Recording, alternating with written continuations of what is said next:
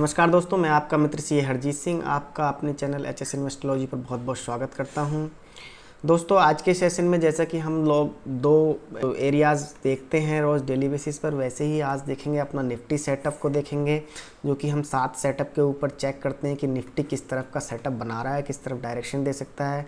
दूसरा, हम कुछ इंपॉर्टेंट न्यूज़ के बारे में डिस्कस करेंगे जो मार्केट को या किसी स्टॉक को इफेक्ट कर सकती हैं। तो आइए चलते हैं अपने पहले सेटअप की तरफ, जो कि ऑप्शन चेन है। ऑप्शन चेन का डेटा जैसा कि हम लोग यहाँ पर देख सकते हैं, ये जो अपना निफ्टी सेटअप है, ये यहाँ पर आप देख रहे हैं कि आज का जो मैं आपसे चर्चा कर रहा था टेलीग्राम पे उस समय, कि यहाँ पर लगभग 10,900 के आसपास, 60,000 के आसपास 62-63,000 कॉन्ट्रैक्ट्स बनाए गए थे। उसके बाद देखिए अब 17,000 ही बचे, यानी कि भारी लॉस हुआ। उसके बाद पुट राइटर्स को कॉल साइड पे भी काफ़ी अच्छी 10,900 और 10,950 पर बहुत सारे कॉन्ट्रैक्ट्स बनाए गए थे, 60-62,000 के आसपास। ये भी मैंने डिस्कस किया। इसकी वजह से मार्केट जो है सेकेंड हाफ में 10,950 से अपसाइड नहीं जा पाई।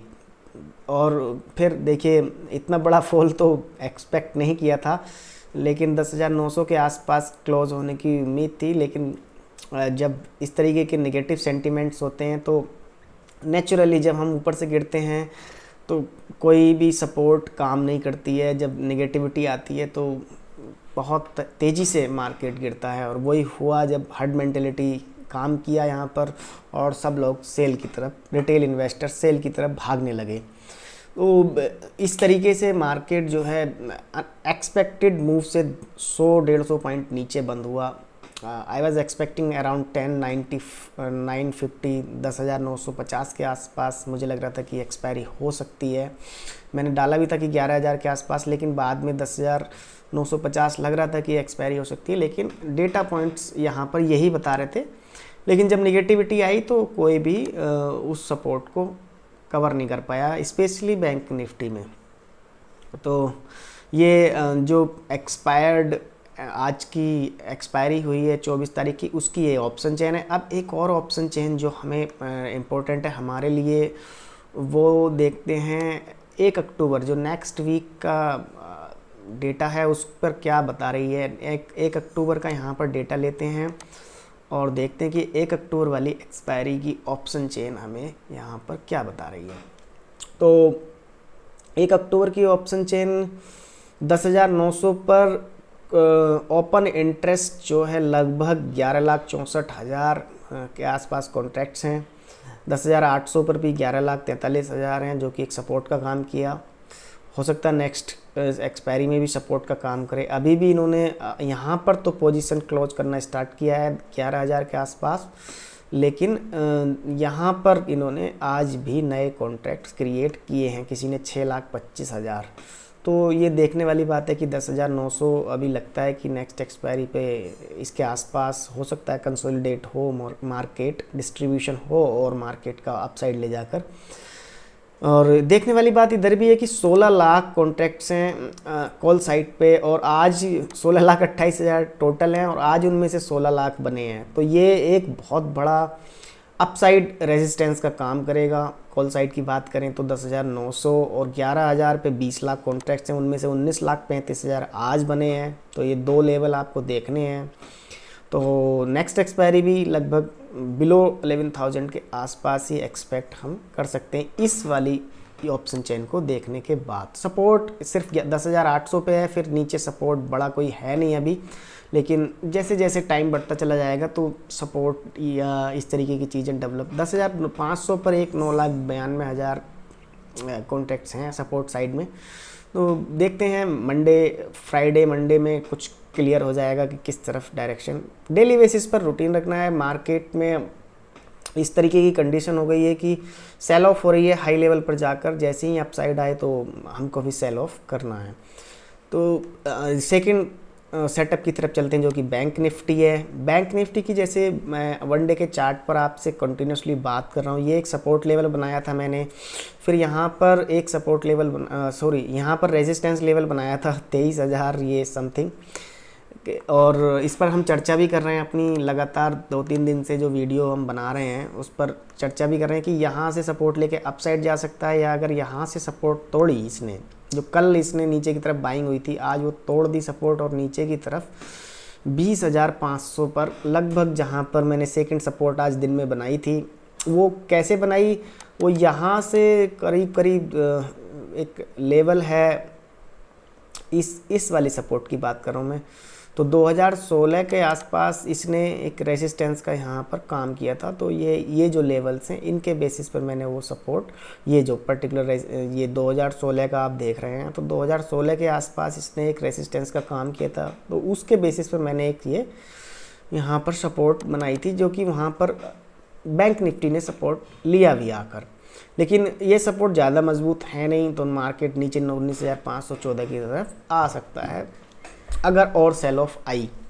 Global cues are very very important to watch now onwards. आपको ये ध्यान रखना कि ग्लोबल मार्केट्स कैसे रिएक्ट करती हैं, क्योंकि फंडामेंटली तो न्यूज़ बेस चल रहा है सब कुछ, कि न्यूज़ बेस अपसाइड ले जाया जा रहा है। आज मैं न्यूज़ में एक चर्चा भी करूंगा इस बारे में कि देखिए फिर एक न्यूज़ आई है, शायद उससे लोगों को भरमाया जाए, जैसा कि KKR वाली 5,000 करोड़ की एक न्यूज़ आई थी, उससे खरीदवाया गया रिलायंस को, और फिर देखिए आज क्या हाल है 2 दिन बाद। तो इन सब न्यूज़ बेस चीज़ों से हमें दूर रहना है, उसके बारे में मैं चर्चा करूंगा। तो बैंक निफ्टी अभी वीक ही नज़र आ रहा है हमें, यहाँ पर हम कहें तो इस पर सपोर्ट लिए, लेकिन इतनी मजबूत सपोर्ट नहीं है।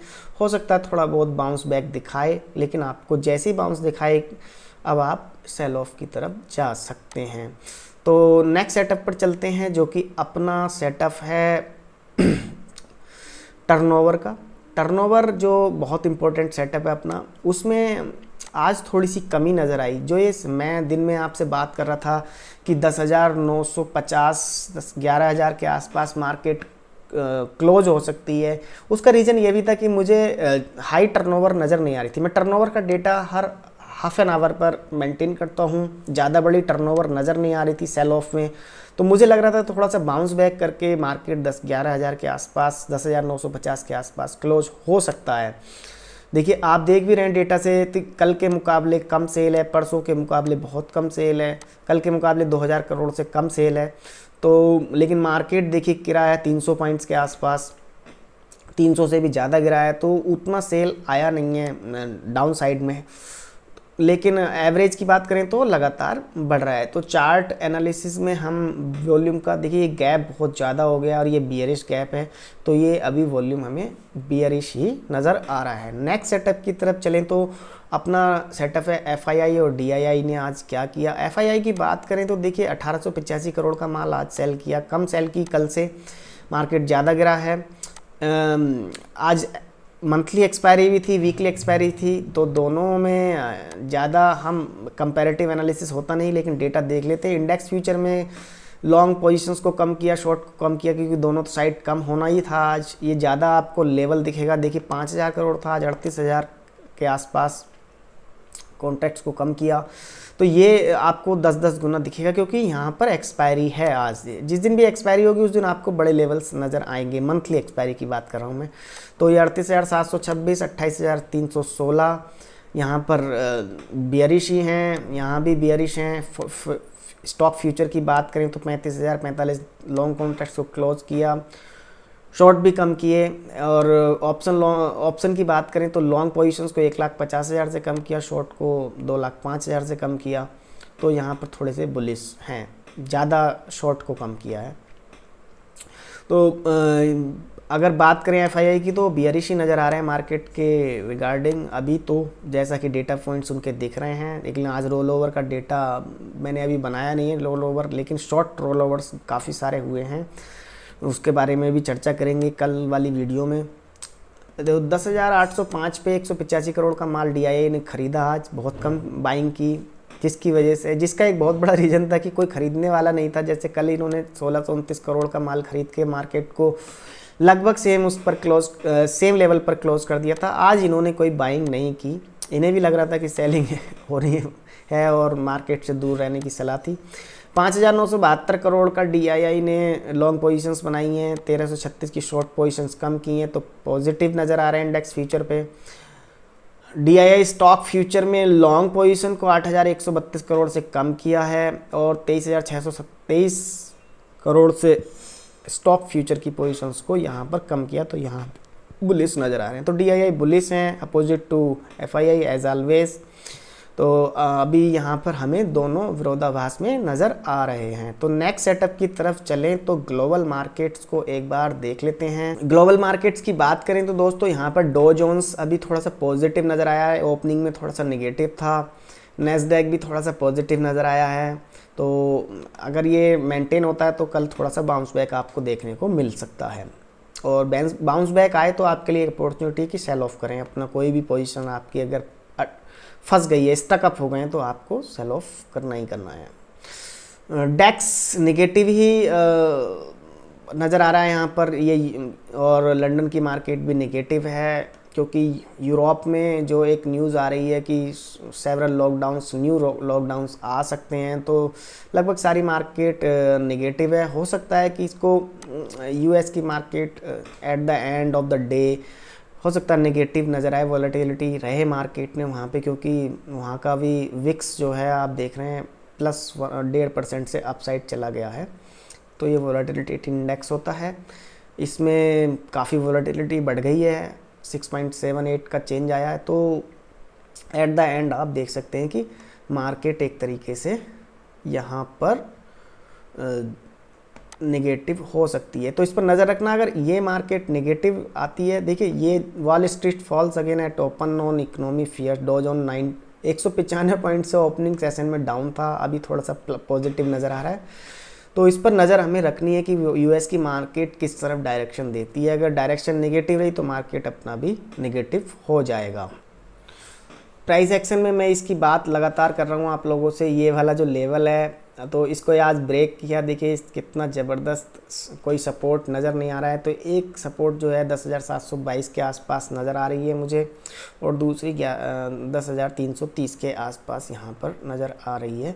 अभी अगर नेक्स्ट सपोर्ट की बात करें तो देखिए ये फॉर्मेशन की बात कर रहा हूँ, तो आप इस पर नज़र रखें, हो सकता है कि हम बड़े फॉल की तरफ अब बढ़ चले हों।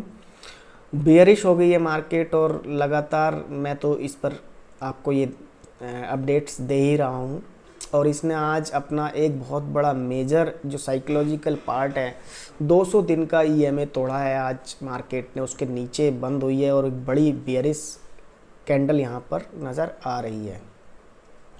स्टोकेस्टिक RSI ऐसा कि आपको दिख ही रहा है ओवरसोल्ड जोन में है, और जो अपना MACD की बात करें तो वो बड़े हिस्टोग्राम के साथ गैप रेड और ब्लू लाइन में बड़ा गैप है, और रेड अपसाइड है तो बड़ा बियरिश नज़र आ रहा है। तो प्राइस एक्शन अपना यहाँ पर बियरिश है। अब चलते हैं अपने नेक्स्ट सेटअप की तरफ, जो कि सेक्टोरल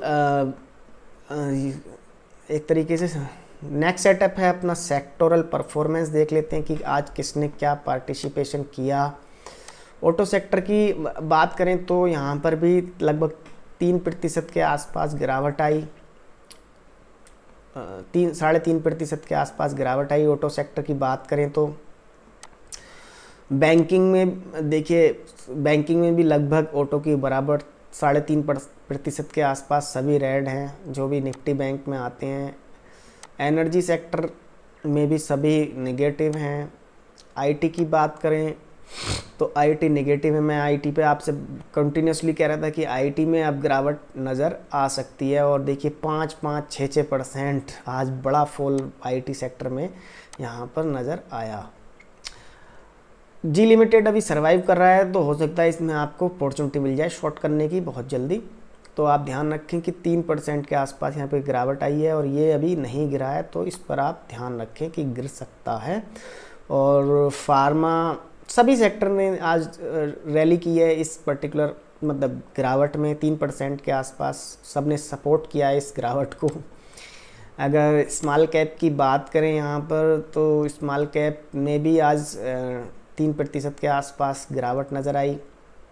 मैं आपसे कंटिन्यूसली कह रहा हूँ कि सभी स्टॉक्स गिर रहे हैं कंटिन्यूस बेसिस पर, तो सभी ने पार्टिसिपेट किया है।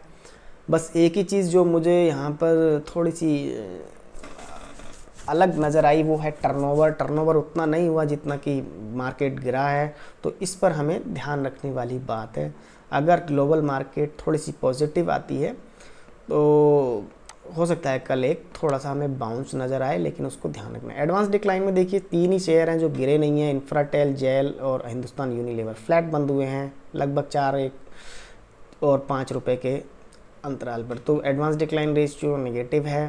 तो अपने जो 7 सेटअप हैं उनके अंदर सभी की बात करें तो सभी लगभग अब एक तरफा नज़र आ रहे हैं कि मार्केट नेगेटिव है, ये भी नेगेटिव है और volume negative, price action negative. Global market अगर नेगेटिव हुआ तो आप ध्यान रखना कि इसका बहुत बड़ा मेजर इम्पैक्ट पड़ेगा। नेगेटिव है, बैंक निफ्टी बहुत ज़्यादा फॉल है, सभी सेक्टर ने पार्टिसिपेट किया और DII जो है एक पॉजिटिव है और एक नेगेटिव है। तो यहाँ पर कंक्लूज़न जो है मार्केट का वो अभी हम चर्चा करेंगे। एक थोड़ा सा देख लेते हैं यहाँ पर कि इम्पोर्टेंट न्यूज़ जो कल अफेक्ट कर सकता है मार्केट को वो क्या है। वो ये है जो अंबानी साहब का फ़ोटो लगा हुआ है कि Reliance in talks to buy electronics chain in south, deal में हिट ₹3000 करोड़। मैं इसके बारे में आपसे लगातार चर्चा करता हूँ कि देखिए कभी जब भी मार्केट में निगेटिविटी आती है तो एक पर्टिकुलर स्टॉक में पॉजिटिव न्यूज़ डाली जाती है और उसके बाद उसकी वजह से मार्केट को अपसाइड रखा जाता है। जब तक आज रिलायंस ने रैली में साथ नहीं दिया था, इस पर्टिकुलर गिरावट में साथ नहीं दिया था, तो मार्केट संभला हुआ था। जैसे ही उसमें गिरावट नज़र आई तो मार्केट बड़ा फॉल की तरफ गया। तो इन सब चीज़ों से बच के रहना है कि Reliance in talks to buy electronics. एक और न्यूज़ जो है वो यहाँ पर ये जो मैं बात कर रहा हूँ, Vodafone India Airtel lose over 5.9 million subscriber in June और जियो एड्स 45 लाख। तो ये एक न्यूज़ जो है वोडाफोन आइडिया के लिए, देखिए 59 लाख सब्सक्राइबर को एक महीने में मतलब अपने पैनल से हट जाना, अपने पास से चले जाना, 59 लाख जो कस्टमर्स को लूज़ करना एक बहुत बड़ी बात है किसी भी कंपनी के लिए। तो दोनों ने लूज़ किया और जियो ने उसका फ़ायदा उठाकर 45 लाख न्यू सब्सक्राइबर जोड़े। ट्राई ने ये इन्फॉर्मेशन दी है तो ये एक पक्की इन्फॉर्मेशन मान सकते हैं। तो ये आपको ध्यान देने वाली बात है कि इन दोनों का रेवेन्यू लूज़ हो सकता है। ये रेवेन्यू पर डायरेक्ट इम्पैक्ट डालने वाली न्यूज़ है। तो 2 इम्पोर्टेंट न्यूज़ हमने यहाँ पर देखी, तो इन पर आप नज़र रखना कल जब भी आप मार्केट में अगर ट्रेड के लिए जाते हैं। तो अब अपने कंक्लूज़न की बात कर लेते हैं। देखिए यहाँ पर जो है मैं ये कहूँ कि 90% जो हमारा सेटअप है वो निगेटिव बोल रहा है और इस पर हावी कब होता है, जब भी हम अपना सेटअप बनाते हैं उस पर क्या चीज़ हावी होती है, उस पर हावी होती है सेंटिमेंट्स। देखिए आज कल मैंने बोला था कि थोड़ा सा पॉजिटिव हो सकती है मार्केट अगर, लेकिन उसके साथ एक कंडीशन मैंने आपसे जोड़ दी थी कि ग्लोबल मार्केट पॉजिटिव रही, लेकिन ग्लोबल मार्केट नेगेटिव थी तो मार्केट नेगेटिव रहने ही वाला था, उसमें कोई शक नहीं था। लेकिन इतना बड़ा फॉल आएगा उसका पर जो असर बेशक पड़ा है वो सेंटीमेंट्स का पड़ा है। सेंटीमेंट्स बहुत नेगेटिव हो गए थे, उन्हें सभी रिटेल इन्वेस्टर्स को ये लग रहा था कि अब तो बड़ा फॉल आने वाला है, तो वो नेगेटिव हो गए, अपनी पोजीशंस को हर्ड मेंटेलिटी के थ्रू काटने लगे। और देखिए इतनी बड़ी टर्नओवर नहीं नज़र आ रही थी मुझे, कंटिन्यूसली मैं बोल रहा था कि 10,950 के आसपास बंद हो सकता, लेकिन सेंटीमेंट्स हावी हो गए डेटा पॉइंट्स पर और बड़े फॉल की तरफ ले गए। और जब हमने देखा कि 300 पॉइंट्स प्लस मार्केट जो है गिरा, तो अभी नेगेटिव है मार्केट।